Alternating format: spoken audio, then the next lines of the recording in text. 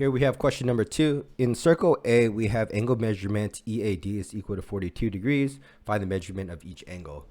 We'll first start by looking at the angle of BCA, which is 42. The reason why is because of vertical angles. Then we can get its arc of BC is equal to 42 because it's central angles. That's your first part.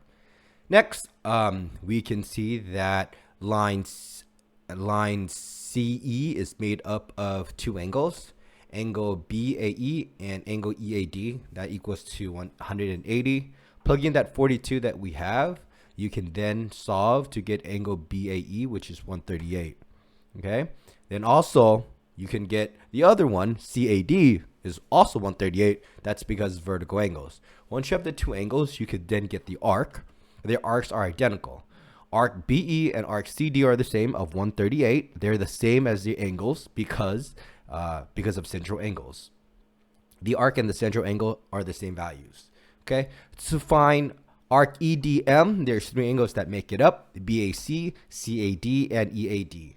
Okay. Substitute the three angles in together: 42, 138, 42. That gets you 22.